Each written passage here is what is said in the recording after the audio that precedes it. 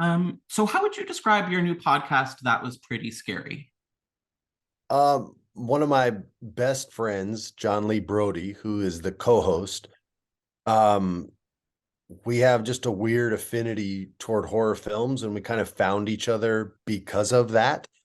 And we started watching old ones that we had seen. I started showing him, I'm about 11, 12 years older than John now. Um, and so I was showing him some stuff that he hadn't seen before because he was too young, wouldn't have been allowed to, and then time went on. And then he had this love of Korean horror films, so he introduced me to that world, and this is years ago. And then finally, I had another podcast, which I still have, called Wrestling with Freddie. If you're into giant, shiny, sweaty, buff dudes smashing each other, you'll like it. And he said, dude, we should do a show where we talk about horror movies.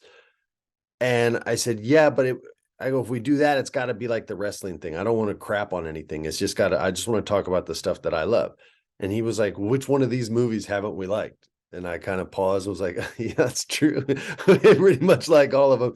And he goes, the first one we should do is I Know You Did Last Summer. And I stopped and I was like, I can't. He goes, what do you mean? I go, dude, I've never seen it. And he was like, that's the pilot. That's the show. And I was like, oh, yeah, I never thought about that. So enough time had passed that I think I was comfortable looking at my face on camera because I don't look like that anymore. And then we watched it, and my wife actually came down and watched with us. So it was a very surreal experience. And it just felt right. So that's what it is. We celebrate every horror film we've ever seen. John is James Wan's protege. So Mhm. he really breaks down how these shots get pulled off, a lot of the techniques. And I know some of the stuff too, because I have more friends that are in creature effects than are actors. So we'll probably have some guests on once we kind of have a good foundation of the movies that we wanted to start with, and then start bringing in guests from all the movies we've already discussed.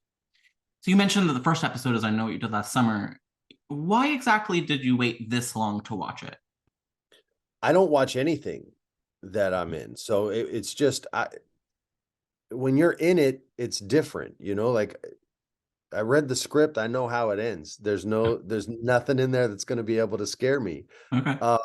So yeah, I've seen three, well now four, because I have seen I Know You Did, but I had only seen three movies that I had ever been in, and I didn't want to see any of them because I don't like my face. There's a post-it over on the Zoom here, and it's over my face, so I don't have to look at it.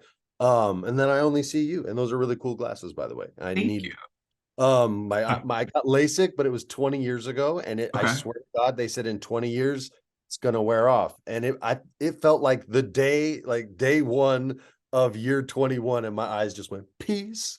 So I'm gonna get some glasses, and I think I That kind of might sounds have. like a horror movie, like 20 years after LASIK. You Yeah, start seeing ghosts. I love horror movies that were never made. I have a whole podcast about development hell. And you mentioned on the first episode that you were in development on a film with Toby Hooper. What can you tell me about that? Because I am very fascinated at the idea. man, I wish I could remember more. I don't remember the name of the film. You have to understand. I was 21 years old Yeah. when I met Toby, and I'm 47 now. All I really remember was being very, very excited. I was eager, not anxious to meet him. And then I remember it was a very standard slasher horror film. I can't remember the title. There's no way. Okay. It was just too long ago. But they lost their budget. It was going to probably be like somewhere between 1 and 1.5 million bucks. And I asked my manager, I said, at the time, I said, did I have a bad meeting? Did he not like me? And he said, no, they lost the money on the movie, so it's gone. And I was like, ah, damn. And then after that, any horror things that came my way, I either didn't like or they didn't consider me for, and I never received those scripts. So it's been a long time since I've made a horror movie, and it's pretty much the only ones that I want to make. It was why I came to Hollywood in the first place. I wanted to have Ron Perlman's career. Wow. I mean, that's how I would feel too. What was Toby Hooper like? Did you ever get a chance to actually meet him? It was just a meeting. So he was very humble and he was very kind and generous with the idea. He didn't make me audition. He already kind of liked me and was cool with it. And but yeah, it wasn't like we didn't have coffee. Like it was in a casting office. You know Mhm. what I mean? So I'm in there maybe 10 minutes. So I wish I would have had more time, but you and I'll have more time together than he and I ever did. It's still very, very cool that you got to meet that icon, in my opinion. So I'm Yeah, all of them that I've gotten to meet have been just very impressive men. Like when I met Wes, that blew me away. When I met Kevin Williamson, who doesn't direct but writes, he's like my guardian angel in this business in the beginning. That guy believed in me when very few people did. So I love him. Anything he ever wrote, if he asked me to like come in and read, even if it was like to lower the other actors asking quote, I'd be like, yeah, bro, I got you. Like I would do anything for Kevin. he's a He's my hero of mine too. yeah, he's a hero of mine. So we got that in common too. But yeah, Toby was really kind, humble, and generous. Those would be the only things I could say. I love that. You also mentioned in the first episode of the podcast that you auditioned for Scream. I I would did. love to know who you auditioned for, but if you can't tell me Sure. that, Well, what of was that course, of all like? course. No, I'm happy to. I was Ugh, auditioning for Billy. whoa, Um, cool. yeah, so this is when you know you're not gonna book a role, right? So I love telling this story. I get to the casting office, and I think for Scream, it was 3 auditions. It was with the casting director, then it was with the casting director and producers, and then the final session would be with everyone, including Wes. And so I go through the first round, second round, and after the second round, which is the producers, I get a note. You got to remember, I'm 19, 20. I grew up under the guidance of Bob Wall and men like Bob Wall. So I Mhm. grew up very humble. These were all old school martial artists like Gene LaBelle. Chuck Norris was my first karate teacher Whoa, because him and Bob are best friend or were. My godfather Bob just passed away this year. But Chuck's still crushing it, man. He's outlive everybody. yeah. So I grew up very humble and I didn't have a lot of ego or attitude about me at all. And at the end of the audition, I remember one of the producers, or maybe it was even Kevin, said, okay, so that was really good. But next week, when you read for Wes, or whenever the audition was going to be, when you read for Wes, try to have a little more edge. And I walked out of the room and I'm looking at Skeet, and then I know what I look like, and I know that I have zero edge at the age of 20. Zero edge. I am a sweet, kind, generous, like humble dude, and I have never had to apply edge in my life because of the discipline that I was taught as a young boy. So I'm walking out of the casting office and I legit say out loud, I go, there's no way I'm booking this shit. And I walked to my car and I went into the final audition, and it was just me and Skeet. And there might have been a third guy there. I don't think so, though. And I go in and I do the audition with as much, all I'm thinking is edge, edge. Come on, man. Edge. Be edgy, be dangerous, be mysterious, like whatever you have to say to yourself. And it just wasn't there. And Wes was very kind and said thank you. And I nodded. I said, yeah, thank you very much. Appreciate the opportunity.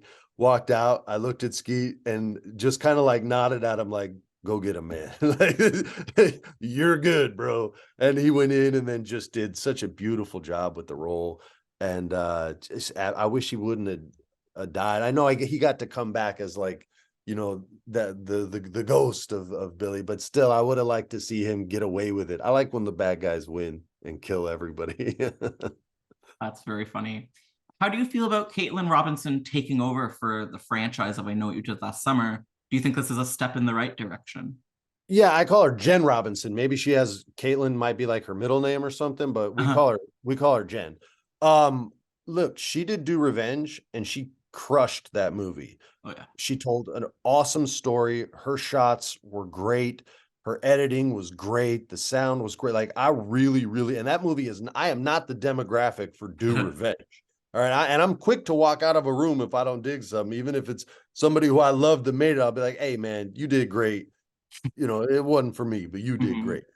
She did a wonderful job. So as far as like, do I think she can do it? First of all, it doesn't matter what I think, but but to answer the question specifically, yeah, she's the right person for the job. She can direct her ass off, and she's not going to be the first, second, third, or fourth woman director in horror. Horror's had a lot of great females over the years that have Mhm. put out sick movies, and Oh, I yeah. wish more women would go that direction and put those boots on, because it may get gross and sticky, but it's still really fun, man. I love that she's taken over such a major franchise. I'm really psyched. Yeah, me You play too. horror video games? Because I know your podcast is all about movies, but how do you feel about So, games? okay. So, all right. So now it'll turn into like a psychiatry session. All right. So I love horror movies because I want them to try to scare me, but I'm hard to scare. For whatever reason, in video games, I can't hack it. Yeah. It's a different kind of thing because It's the worse. monsters are attacking me Um, and not all the pretty people slashing them up and squishing them in garage doors and ripping them through. You know what I mean? Like, that's never me. So I didn't even die in the horror movies I was in. I got to be the hero. So it's yeah. just a different ball game. So I tried playing the original Resident Evil before I was ever even an actor. This came out, Yeah. and I was at my best friend Chris Sandoval's house. Not that you needed his last name. We got it. Uh, he's just my best friend. He was my best friend for like 12 years. And I went to his house and he goes, "You got to play this game." And so I'm playing the game, and I get in this schoolhouse, and you can go down a hall this way or a hall this way. I go down the hall to the left, and all the windows are boarded up because they're zombies, for those Yeah. who don't know. Uh, And and then there's a school desk that's like in your way. So you have to walk around it and get close to the window, right? So I walk around it, and right away, zombies crash through the wood and grab my character. And I throw the controller up in the air. And my cousin Chris is so smooth. I call him my cousin, but he was my best friend. He's so smooth with it, it doesn't even hit the ground. He just grabs it and is just pointing and laughing at me at the same time. And he was like, "Dude, it got me too. Isn't that the best?" And I'm like, "No, that's the worst. Oh my God." So I hate them. I tried playing a couple over the years, and no matter what, if I play in the daytime or nighttime, it doesn't matter. They just wreck me. So I gave up on horror games. I don't play them. Not even the sci-fi ones that I think are really cool. I just, no Dead Space, no Alien. I won't even play the Alien game. No well, Resident that's Evil. a fucked up None one. of that. Yeah. I heard it was so hardcore. It's heavy. Yeah. I told you I'm a big Development Hell fan, so I have to ask this question. At one point, your wife was attached to American McGee's Alice. It's another scary video game. Okay, yeah, that one didn't scare me. I beat that one. Do you know what happened with that movie? I'm sure it was just politics. I remember meeting with American a long time ago, years before Sarah ever did, and just talking to him about his game because I loved playing Alice so much. I'm a big gamer. Yeah. And I didn't find that one like horror so much, or Mhm. maybe because it was Alice clearly and not a POV like most of the horror games are now. It was just a PC kind of point and click kind of vibe. A Mhm. little more than that, but you know what I mean. And so yeah, so I remember sitting and talking to him, and then years later, Sarah was like, "Hey, who's American McGee?" And I was like, "Oh my God, he's a video game developer. I met him years ago." Da, da, da. And I'm breaking it. She's never played a video game except Rock Band back in the day with me. Hey, it's a good one. Yeah.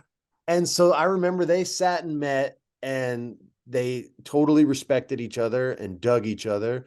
And I think it was at Universal. And I think, like a lot of movies, sometimes it just falls apart for a number of reasons. Sometimes Mhm. it's nothing other than the exec who bought your movie gets fired or gets a raise and leaves and goes to another studio, and the new exec doesn't care about your movie because they're not going to get credit for it if it does well, and they're only going to get crapped on if it does poorly. So then your movie's dead. And Mhm. it could have been as easy as that. They might not have wanted to deal with American and his intellectual property. Maybe he wanted too much for it in their eyes, but I'm always on the side of the artist. Like, so kill a deal before you feel like you're getting robbed. Otherwise, you'll look at your art in a way that you hate because you'll feel like someone always got over on you. So I always go to the side of the artist on that. The corporations make enough dough. they, they don't need to always try and gouge you. So it could have been that. It could have been a number of things, man. But Well, sometimes movies just fall apart, and it's unfortunate because the time hasn't passed on Alice, but now everything is IP. yeah. So now it's just, oh, another IP instead of when it actually was in development, it could have been such a beautiful standalone piece that Hmm. inspired the intellectual property after that and maybe helped more video games get made into movies when they saw the success of one. I still think it could be successful though. There's always hope. My last question for you today is, if you had carte blanche, if like Blumhouse gave you carte blanche to make or star in any horror franchise or IP, do you have an idea of what you would go to or like what you would pick? Yeah. Yeah. Yeah. Um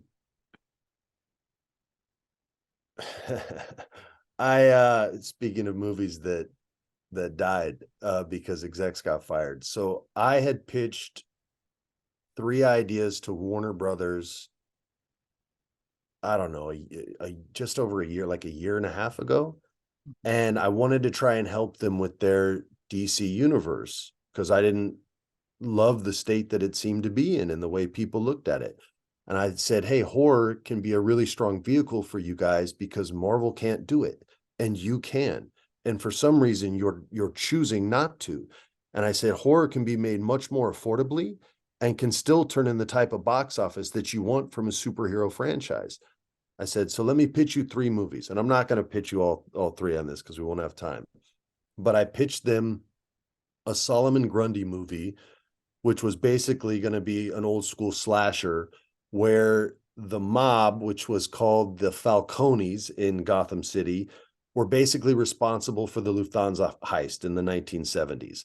Okay. And they haul ass and they go into Slaughter Swamp to the safe house, and they're all waiting for the heat to die down before they split up the 5 million among the families in Gotham City. And while they're there, that's when Solomon comes out of the swamps, and there's like the one mob guy who grew up there, so he knows the story. And when the power goes out in the house, it's like a middle of a blizzard. They go outside and you start hearing the Freddy Krueger 1, 2. You have the Solomon Grundy where it's like Solomon Grundy born on a Monday, and he starts killing all the mobsters like one by one, and then like there'll be fire at the end, and the whole house is like burning down, and he's in the middle, and all that kind of stuff. But there's so much you could do with Solomon that I thought was horrific that I gave them the whole pitch, which is much longer than the one I gave you. And they really, really dug it. And they asked if I had more. And I said, yeah, I got a Mad Hatter one, but you have to kind of eliminate the Mad Hatter from the process and kind of look at him in a different way. Because a lot of people think it looks like Johnny Depp's Willy Wonka, if you do it completely traditional. So what's the object of his affection? Well, you mentioned American McGee's Alice. I said, Alice. I said, Jervis is a neuroscientist. So let's say he created the cochlear implant instead of the cochlear people, and it's called the Jervis Tech or whatever it is. Well, I have a friend who has an actual cochlear, and it's a computer processor in their brain. And when they need to like recalculate it, they put water in your ear in a dark room, and your eyes will track the water, and that's how they can tell if it's calibrated. Whoa. And so I was going to have him like basically stalk one of his patients and named Alice. And when she comes in, he puts her into that sort of water thing, but he also puts her into a virtual reality, which would be the trials of Alice. So she can prove herself, worthy of his love and his admiration. And it's, the hearts, the diamonds, the spades, and the club. Each one is a trial. And they all have to do with water, right? So she's going to constantly feel like she's drowning, and we'll feel like she's drowning, and then we'll feel like we're drowning. And so I gave them that. And then they asked if I had anything else. And I gave them a really hokey, goofy. Remember in the 80s when they thought there were alligators in the sewers in New York? I Uh-huh. wanted to do a Killer Croc one where he just kills everybody that goes looking for the legend of Killer Croc. Oh, So I that's love the that. 5-second version of that. So yeah, so I pitched them all these movies and they seemed to be really into them. And then I didn't hear back. And it was like 2 weeks. And I'm like, they either were just shining me on or something happened. And I've been shined before. So it's okay. People aren't comfortable saying no. And then I called my manager. I was like, what's going on? He goes, I don't know. I got to figure out because they're not calling me back either. And then like a week later, he called me. He goes, yeah, like 2/3 of the people on that call got fired. I was just like, Oh oh, God, there well, it is. there you go. Development hell. So yeah, so that's how it goes sometimes, man. Before we hang up, I'm just wondering, where can people find That Was Pretty Scary? How people tune in? The awesome people at the Morbid Network, if anybody is familiar with them, they talk about well, movies as well, but also real horror, and it's pretty freaky. I am with them. I love those ladies. They're awesome. If you have Amazon Plus, you can get our episodes as they come out each week. If you don't have Amazon Music Plus, then just wait, and wherever you get your podcast, they always come out the following week. So you're just 1 week behind everybody else if you don't have Amazon Music. And guess what? That's okay. You don't have to. Perfect. This was a great talk. Thank you for the Thank you, insight. man. As a nerd, that was awesome. Yeah, and best of luck with the pod.